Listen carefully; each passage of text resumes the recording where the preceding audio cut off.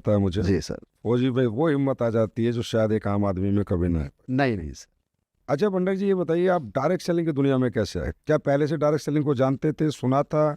Sir direct selling में आना इत्तेफाकन था। 2009 में जब मैं यूएन मिशन से आया तो उस समय पर मेरे पास में डायरेक्ट सेलिंग का एक पहला अपॉर्चुनिटी आई, जिसमें एक लड़का मेरी ही रेजिमेंट का हमारी प्लाटून में इंश्योरेंस प्लान को शेयर कर रहा था। तो मुझे एक्चुअली इंश्योरेंस लेना था, लेकिन जब उसने इंश्योरेंस प्लान समझाने के बाद में जब बिजनेस अपॉर्चुनिटी समझाई कि यहाँ से आप लाखों रुपए हफ्ते और करोड़ों रुपए आप महीने के कमाने लगेंगे, तो मैं बोला ये फ्रॉड है। तो यह दिमाग में मेरे सबसे पहले आया और मैंने उसे भला बुरा कह करके भगा दिया वहाँ से, और वो रोता रोता अपने अपलाइन के पास गया। खैर उसके अपलाइन ने और मेरे बाकी प्लाटून के मेरे कलीग्स ने मिल करके मुझे कन्विंस किया कि यार तू बिजनेस कर चाहे मत कर, लेकिन अगर तुझे इंश्योरेंस लेना है तो तू इंश्योरेंस तो ले सकता है। तो वाकई में मुझे इंश्योरेंस लेना था और मैंने वो इंश्योरेंस प्लान ले लिया। लेकिन आपको पता ही है सर, डायरेक्ट सेलर कितने तेज होते हैं। पहले कहते हैं प्रोडक्ट यूज करो, फिर कहते हैं मीटिंग में आओ, फिर कहते हैं सेमिनार में आओ, तो फिर कहते प्लान दिखाने फिर जाओ। कहते हैं प्लान दिखाओ। तो इस प्रकार से सर वो अपलाइन घाघ आदमी था और मेरे पीछे पड़ा रहा, और मेरे तब तक पीछे पड़ा रहा सर जब तक मैं उसके साथ में मीटिंग में नहीं चला गया। दिल्ली सर एक यहाँ पर एक छोटा सा शो था। ये बात है 1 अगस्त 2010 की। मतलब व्यक्ति ने सर मेरा पीछा सर 9 महीने नहीं छोड़ा। नवंबर 2009 से और अगस्त 2010 तक 9 महीने तक उसने मेरा फॉलोअप करते रहा। वो मुझे अपने गाड़ी में बिठा करके दिल्ली लेकर के आया। पता नहीं उसे उसमें ऐसा क्या दिखा, मेरा किराया भी दिया, मेरा टिकट भी दिया। तो इस प्रकार से सर उस शो को देखने के बाद में, उस शो में मैंने कुछ ऐसा देखा, किसी एक ऐसे व्यक्ति की स्पीच सुनी सर, जिनकी वजह से मुझे डायरेक्ट सेलिंग करने की प्रेरणा मेरे अंदर जगी सर। मतलब 2009 में आपने बीमा ले लिया और 10 महीने तक आपको कोई मतलब नहीं डायरेक्ट सेलिंग से, कोई डायरेक्ट नेटवर्क बनाने से, कोई मतलब नहीं। कोई सर मतलब नहीं। बस वो जो आपका जिसने आपको दिया वो इतना गजब का फॉलो अप लिया उसने आपका यस कि दिल्ली लाके बैठा दिया। जी सर। तो फिर यहाँ आपने स्पीच सुनी, उसके बाद क्या हुआ? सर उस स्पीच में सर एक व्यक्ति थे, तो सर उनकी स्पीच से मैं बहुत प्रभावित हुआ। उन्होंने अपनी सक्सेस स्टोरी वो बता रहे थे कि आज मैं लाखों रुपए महीने की इनकम कर रहा हूँ यहाँ से, लेकिन एक वक्त ऐसा था कि हमारे घर में बहुत ज़्यादा बुरी कंडीशन थी, खाने पीने की भी कंडीशन ठीक नहीं थी। वो स्पीच मुझे वर्ड टू वर्ड याद है सर कि परिवार में 5 सदस्य थे और ये हालत थे कि मेरा 50 किलो भी वजन नहीं था। मैं 12वीं पास करके जब आर्मी में भर्ती देखने के लिए गया तो मैं इस वजह से रिजेक्ट हो गया कि मेरा बॉडी वेट 50 केजी नहीं था, उनका बॉडी वेट था 45 केजी। देयर आफ्टर उन्होंने सर नेवी में भर्ती देखी और नेवी में भर्ती में उनका सिलेक्शन हो गया। उनके पास शादी हो गई, उसके बाद में उनके पास में जीवन चलाने के लिए एक साइकिल थी, वो भी सेकेंड हैंड। मतलब वो स्पीच सुनी आपने कुल जी। मिला के? और उसके बाद में उन्होंने सर इस बिजनेस को करके आज लाखों रुपए महीने की इनकम कर रहे हैं। उस समय पर उनके पास में वर्ना कार थी, और वो सर मुझे ऐसा लगा कि यार ये तो मेरी स्टोरी बता रहे कि हमारे घर की कंडीशन भी ऐसी है आज वर्तमान में, और इनका भविष्य यहीं से बना है, तो हो सकता है मेरा भविष्य भी बन जाए। वो मेरे को सब दिमाग में क्लिक हुआ और उसके बाद में मुझे कहा इस काम को करना है। तब तक न तो मुझे कंपनी पता थी, न मुझे ये पता था क्या काम करना है। मैं तो सोच रहा था कि बेचने वाली कंपनी है, मैंने इंश्योरेंस लिया है। फिर काम किया आपने? फिर उसके बाद सर मैं सर अंधा होकर के काम किया। मुझे तो एक ऐसी अपॉर्चुनिटी की तलाश थी जहां से मैं अपने परिवार को आर्थिक रूप से सशक्त कर सकूं।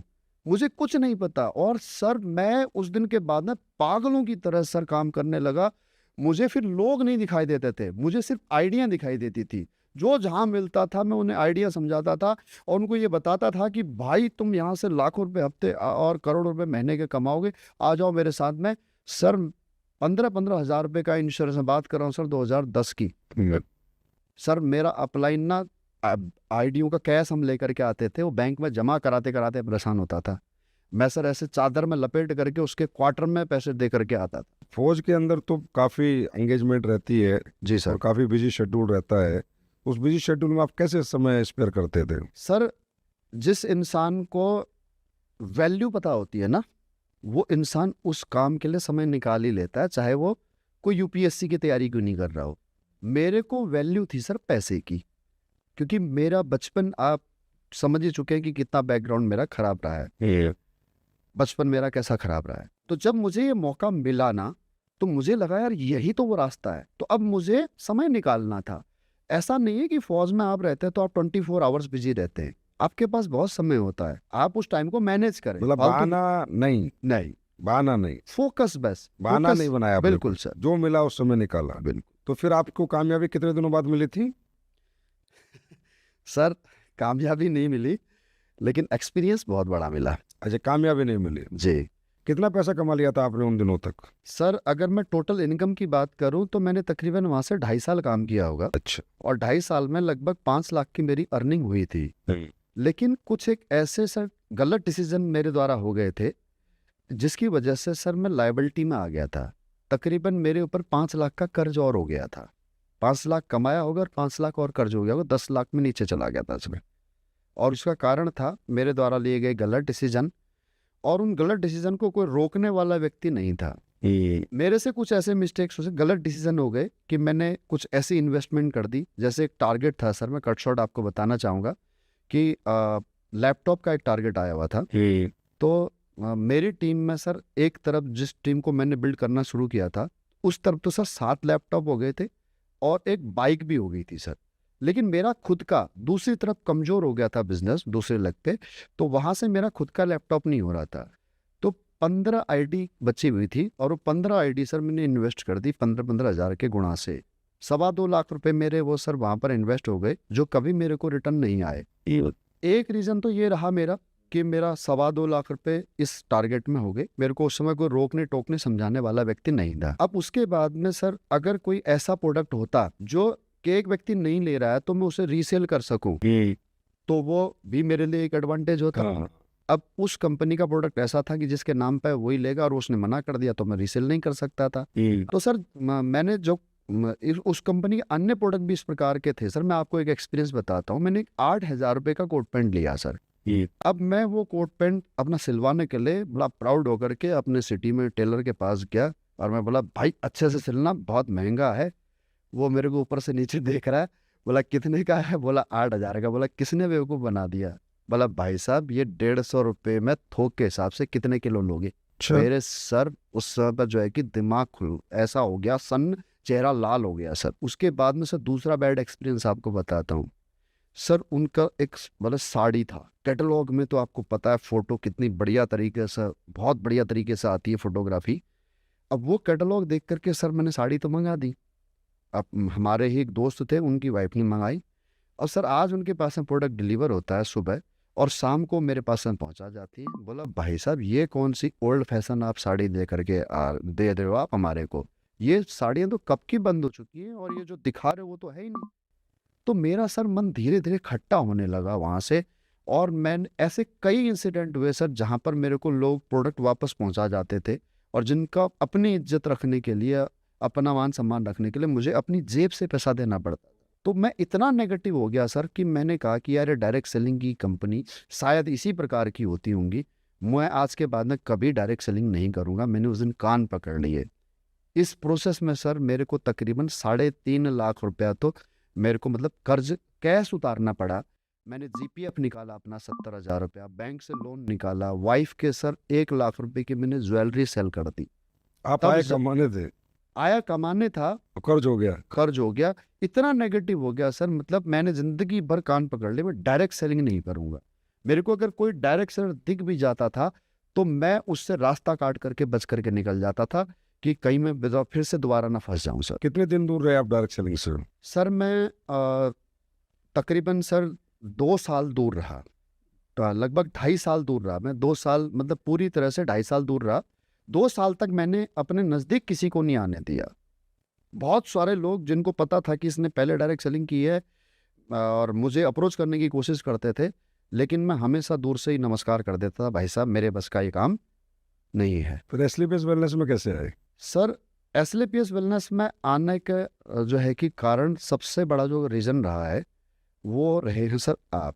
इसका क्रेडिट मैं आपको देना चाहूँगा, क्योंकि मैं आपको जानता हूँ सर 2010 से। 2010 में सर मैंने आपकी फ़ोन पर आवाज़ सुनी थी, और ये सुनी थी सर मैंने संगरूर में। जब मैं, जो मेरे अपलाइन थे उनके क्वार्टर में बैठा हुआ था, पैसे देने के लिए गया था आईडी के, उनके पास आपका फ़ोन आया था। आप उनको कुछ गाइड कर रहे थे, कुछ रिपोर्टिंग ले रहे थे, और उन्होंने स्पीकर ऑन करके सारी बातें आपकी सुनाई थी। वो बातें सर आज तक मेरे ज़हन में जो है कि गूँजती हैं कि मतलब जीवन का महत्व क्या है, जीवन में क्यों आगे बढ़ना चाहिए, कामयाबी के बारे में जो आप उनको गाइड कर रहे थे सर, वो सबसे पहली जो छवि मेरी वहाँ पर बनी थी आपकी। उसके बाद में सर वो दिन था 1 अगस्त 2010 का, जिस दिन मैंने आपको लाइव सुना था, जिसकी वजह से एक बीएस भंडारी का डायरेक्ट सेलिंग में सर जन्म हुआ था। और उसके बाद सर दूसरा रीज़न रहे सर मामचंद सर, जिनकी स्टोरी मैंने अभी सुनाई थी आपको 1 अगस्त को सर, जिनको मैंने सुना था। और तीसरा रीज़न रहे सर, मुझे इस बिज़नेस में लाने का सबसे बड़ा श्रेय अगर जाता है तो मेरे गुरु, मेरे मेंटर रामवीर सर का। तो उस टाइम पे नेगेटिविटी नहीं है कि कंपनियां तो ऐसी होती हैं, ये भी ऐसी सपने अपने लेके आ गई होगी, प्लान बना लेके? आपको कैसे बिलीव हुआ कि ये सही कंपनी है और इसमें ऐसे प्रोडक्ट नहीं होंगे और जो मेरा पास्ट एक्सपीरियंस है वो खराब नहीं होगा? पहले दिन ऐसा बिलीव कैसे हुआ, क्योंकि आप तो काफ़ी, मेरे ख्याल 9-10 साल पहले आ चुके हुए हैं। Sir actually company direct selling की वजह से मैं सर एसएलपीएस में नहीं आया। मैं फिर से आपको ये बात रखना चाहूँगा कि मैं आपकी वजह से, मामचंद सर की वजह से और रामवीर सर की वजह से बिजनेस में आया। क्यों? क्योंकि मुझे पता है कि ये तीनों सच्चे लोग हैं, ये किसी का बुरा नहीं कर सकते। वो कंपनी खराब थी, वो एक्सपीरियंस खराब था, उसके प्रोडक्ट खराब थे, लेकिन आपको तो मैं सर ऐसे मानता हूँ कि मतलब जितना पवित्र रिश्ता मतलब एक पुत्र का अपने पिता के लिए रेस्पेक्ट होती है, सर मैं उतनी ही रेस्पेक्ट आपकी करता हूँ। मैं आपको अपना फादर फिगर मानता हूँ। मैं आपसे एक्टिवली, डायरेक्टली, इनडायरेक्टली चाहे अटैच रहा चाहे नहीं रहा, लेकिन मैंने हमेशा आपको उसी रूप में सर देखा है, उसी रूप में आपको पूजा है। तो मेरे जैसे ऐसे लाखों लोग हैं सर इस दुनिया में, जो आपको एक एज ए फादर फिगर मानते हैं, और वो ये जानते हैं कि संजीव कुमार कभी किसी का अहित नहीं कर सकते। तो मैं कंपनी के साथ, प्रोडक्टों के साथ नहीं जुड़ा था सर, मैं जुड़ा था आपके साथ में, फेथ लेके आया बस। श्वेत लेकर के, कि ये इंसान किसी का गलत नहीं कर सकते। तो एस्लीपियस वेलनेस भी आपने नौकरी के दौरान शुरू की थी या नौकरी छोड़ चुके थे? और ये अपॉर्चुनिटी सर मेरे सामने आई थी जब रामवीर सर ने मुझे कॉल किया, जब आपने काम की शुरुआत की, तो उस समय मैं आर्मी में ही जॉब कर रहा था। 9 नवंबर 2014 की बात है। तो मैं उस समय पठानकोट पोस्टेड था। तो पार्ट टाइम मैंने इस काम को शुरू किया सर, और पहले मैंने प्रोडक्ट यूज किए। तो उस समय पर इतना सर नहीं सोचा था कि मैं इतने बड़े लेवल पर काम करूँगा। रामवीर सर जब